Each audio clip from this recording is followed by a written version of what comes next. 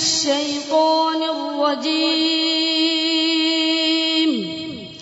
بسم الله الرحمن الرحيم. ولقد آتينا إبراهيم رشده من قبل وكنا به عالمين. إذ قال لأبيه وقومه ما هذه التماثيل التي أنتم لها عاكفون؟ قالوا وجدنا آباءنا